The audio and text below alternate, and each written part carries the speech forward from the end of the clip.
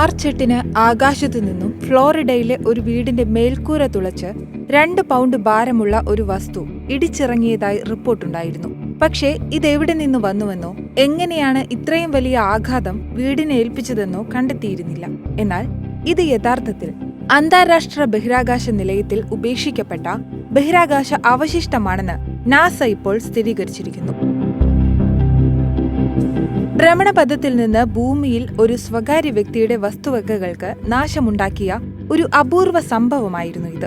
അതേസമയം നേപ്പിൾസിലെ വീടിന്റെ മേൽക്കൂരയെ ഭേദിച്ചിറങ്ങിയ ഈ സിലിണ്ടർ ആകൃതിയിലുള്ള ലോഹ കഷ്ണത്തെ വിശകലനം ചെയ്യുന്നതിനായി കേപ്പ് കനാവറലിലെ കെനഡി ബഹിരാകാശ കേന്ദ്രത്തിലേക്ക് എത്തിച്ചിട്ടുണ്ട് എന്ന് നാസ പറഞ്ഞു.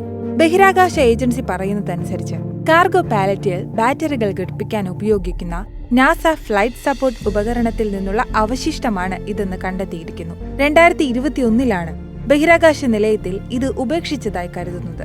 എന്നാൽ ഭൂമിയുടെ അന്തരീക്ഷത്തിലേക്ക് പ്രവേശിച്ചതിനു ശേഷം ഈ അവശിഷ്ടങ്ങൾ പൂർണ്ണമായും കത്തിത്തീരുമെന്നാണ് പ്രതീക്ഷിച്ചിരുന്നത്. പക്ഷേ ഈ ഒരു പീസ് മാത്രം അതിനെ അതിജീവിച്ചു.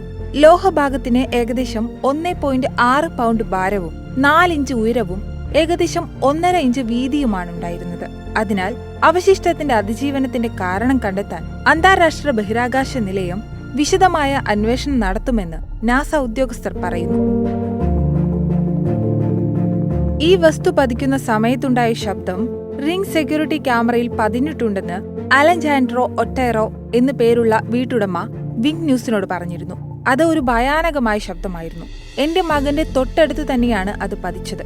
മേൽക്കൂരയിലൂടെ 2 നിലകൾ ഭേദിച്ചാണ് അത് വീണത്. ആ ശബ്ദം ഞങ്ങൾ കേട്ടിരുന്നുവെന്നും അദ്ദേഹം സൂചിപ്പിച്ചിരുന്നു. അതേസമയം യൂറോപ്യൻ ബഹിരാകാശ ഏജൻസിയുടെ റിപ്പോർട്ട് പ്രകാരം ബഹിരാകാശ അവശിഷ്ടങ്ങൾ മൂലം ഒരു വ്യക്തിക്ക് പരിക്കേൽക്കാനുള്ള അപകട സാധ്യത 100 ബില്യണിൽ 1 എന്നതാണ്. പക്ഷേ യഥാർത്ഥത്തിൽ ഇത് 1-ലും താഴെയാണ്. മാത്രമല്ല, ബഹിരാകാശ അവശിഷ്ടങ്ങൾ ഭൂമിയിലേക്ക് പതിച്ചതുമൂലം മനുഷ്യരുടെ ജീവൻ നഷ്ടപ്പെട്ട സംഭവങ്ങളോ അല്ലെങ്കിൽ നാശനഷ്ടങ്ങൾ ഉണ്ടാകുന്ന സംഭവങ്ങളോ ഇതുവരെ റിപ്പോർട്ട് ചെയ്തിരുന്നില്ല. അതിനാൽ വിഷയത്തിന്റെ പ്രാധാന്യം കണക്കിലെടുത്തുള്ള അന്വേഷണമാണ് നാസ ഇപ്പോൾ മുന്നോട്ട് വയ്ക്കുന്നത്.